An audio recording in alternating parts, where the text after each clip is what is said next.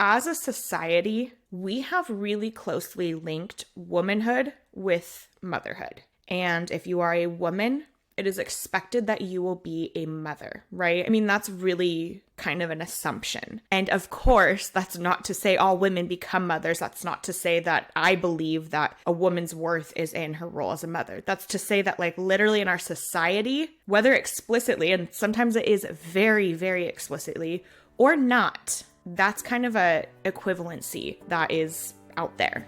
Welcome to Worthy Mother Podcast. I'm your host, Emily Hardy, a mom of two on a mission to help moms everywhere feel less alone.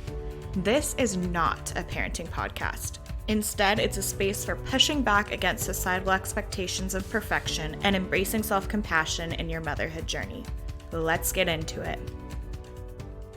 Welcome to Worthy Mother Podcast. We are pretty much in the midst of summer break right now. My kids are both in school. My oldest is doing summer school this year, and my youngest is still in daycare preschool, just like he is during the year. But I know for so many moms, this time of year is kind of like a wrench in the plan, right? It's like you get all these routines and systems down during the school year. Everything starts to feel maybe easier by the end of the year, and then your kids are home. And so if you are experiencing just some challenges around that, I want to just like validate that and remind you that it's okay for things to feel harder sometimes. It's okay for us not always to be on top of our game when things are different than they normally are and when they're not, right? But just want to like acknowledge that because we're in the midst of it right now.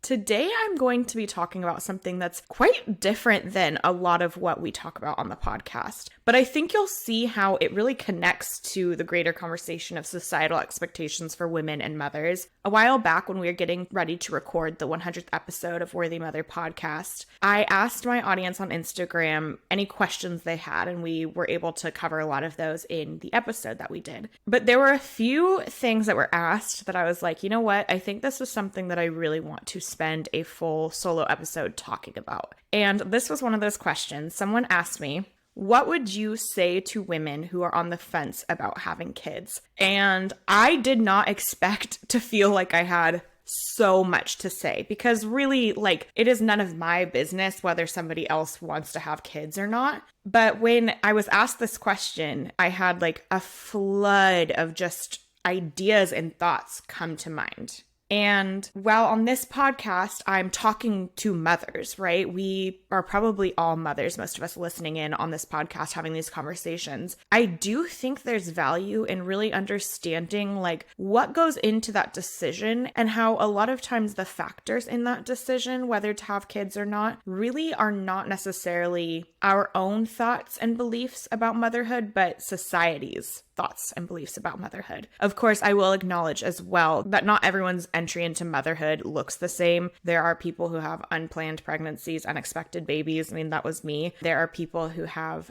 difficulty with fertility or maybe just haven't found the right time in life to have kids and it just never happens. Like there's so many factors. And so this conversation isn't to say like, this is why you should have kids and this is why you shouldn't have kids, or to make it seem like you just decide and it happens when you decide it's going to, right? But I think there's a lot in here that we can talk about to really like get to the bottom of why that decision can feel so hard. And I hope that having this conversation can help anybody who's on the fence about whether to have kids or who maybe like thinks about their decision to have kids with questions, maybe not necessarily regret, but just questions like, was that the decision I wanted to make? Or if somebody's considering having more kids, maybe we can just get to the bottom of something here, right? It's not going to answer every question. Before we really dive into this conversation, I have one request from you, and that is that if you are enjoying the podcast week after week, if you're finding value in these episodes, if you would go ahead and leave a 5-star rating and a review on Apple Podcasts or Spotify or wherever you listen. It helps the podcast so much when you do that. And it helps other moms when they find the show see if it's something that's going to benefit them. And these conversations are so important. I want more and more of us involved in these conversations. And so if you could just take the time to do that, it would be incredible. I would so appreciate it. Now, moving into the question of the day. What would you say to a woman who is on the fence about having kids? I think the most important thing here to acknowledge that I would say probably impacts decisions both ways, whether to have kids or not to have kids, is that as a society, we have really closely linked womanhood with motherhood. And if you are a woman, it is expected that you will be a mother, right? I mean, that's really kind of an assumption. And of course, that's not to say all women become mothers. That's not to say that I believe that a woman's worth is in her role as a mother. That's to say that, like, literally in our society, whether explicitly, and sometimes it is very, very explicitly, or not, that's kind of a equivalency that is out there. And I think a lot of that is in part because living in the United States, at least, we have a very Christian dominant society. And even if you are not religious, even if you were not raised religious, like for me, I was not raised religious, we still live under this umbrella of these traditional assumptions of what it means to be a woman from a religious perspective, really. And they really infiltrate like the belief of the greater society, the belief of the culture, right? And so with that, with an understanding that like society expects that women are going to become mothers and that that's just like something that every woman should want. And if you don't want that, then there's something wrong with you as a woman. It means something bad about you as a woman. If we can understand that and also understand how that very likely, if you're considering having kids or not having kids, isn't what you actually believe, right? I know like I can reason with myself and say, I don't believe that. I don't believe that every woman needs to have children to fulfill her role as a woman. And I also don't believe that women who have children, like that becomes their sole purpose, right? I mean, that's what we talk about here. I don't believe that one bit, but it's still like a message and a belief that has been, you know, I've been conditioned to acknowledge and to know. It's been a belief that I've been conditioned with, right? And so when we can understand that we don't actually believe that as an individual, I don't actually believe that, but I may still feel the pressures of society based on that assumption, based on that belief. Having that as kind of an underlying lens of viewing a decision whether to become a mother or not, knowing that you will feel the pressures of society. You will. I don't know that there's a way around that. There's people who ask, so are you having kids? Oh, you're not having kids? Like, does that, you know, whatever the questions are.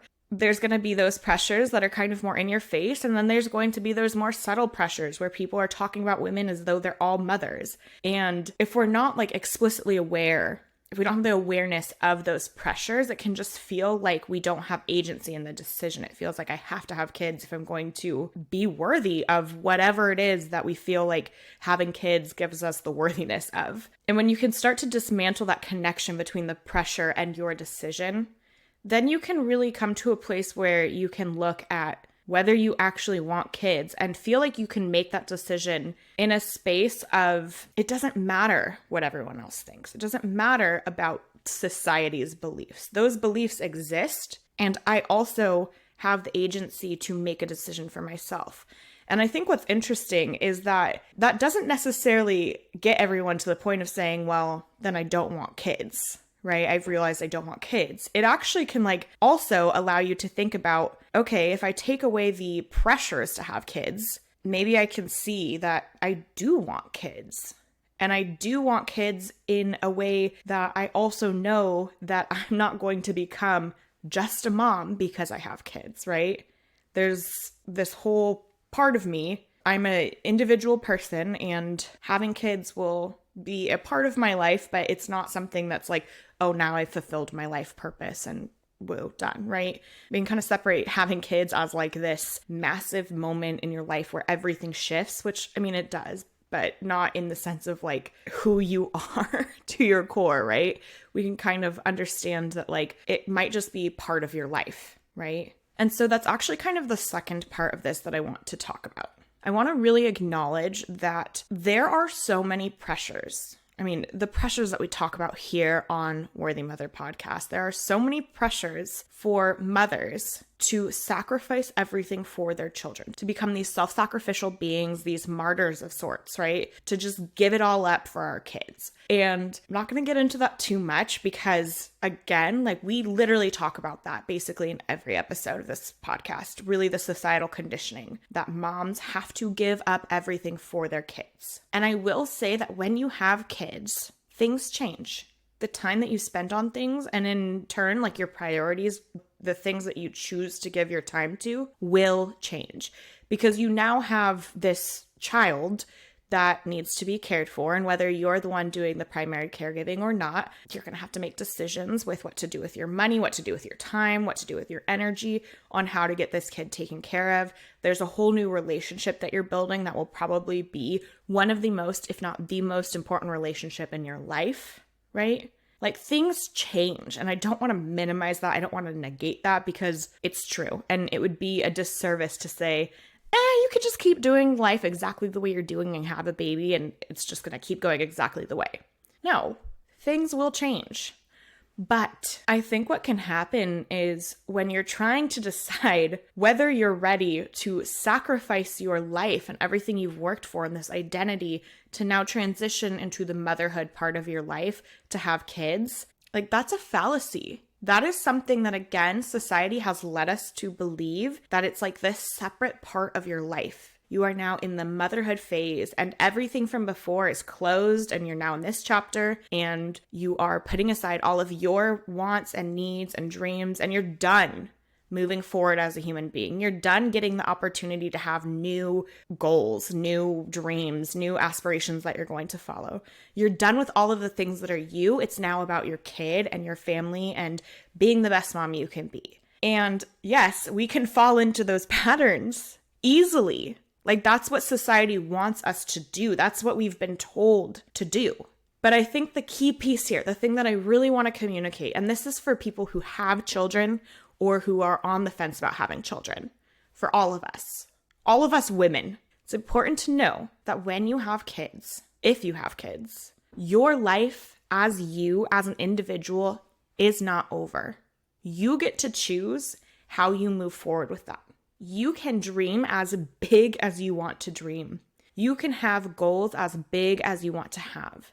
You can prioritize things the way you want to prioritize things. You do not have to quit your job to stay home with your kids just because you're a mom now. You do not have to say, I'm going to stop chasing the dream that I've had since I was a little kid because I have kids now who get their own dreams, and it's all about making that happen for them. There's not one way to be a mother. There's not one way to be a parent.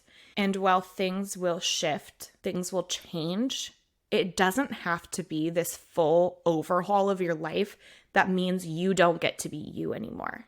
And I think my story, my becoming a mother, is a great example of that.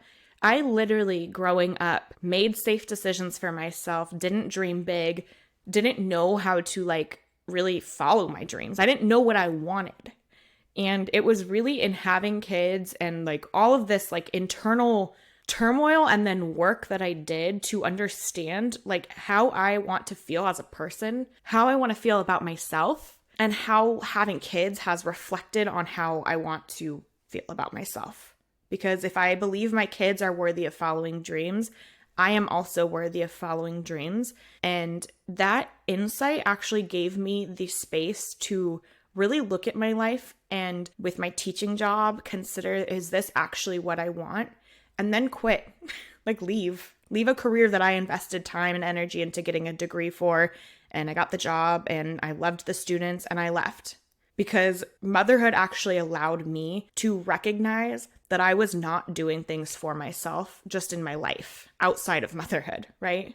And so I say that just to communicate to you that yes, in some ways, motherhood may, quote, hold you back. Things are going to change. If you are in it, things probably have changed. But you actually do have agency in choosing how you move forward with that. And it doesn't have to be a complete abandonment of what existed before you had kids.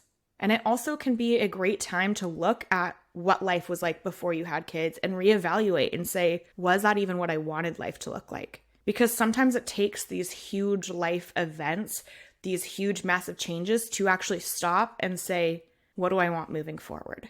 And I think that's a really powerful way to look at it. So whether you do want kids or not, or whether you are a mother and have some thoughts about was that really what I wanted?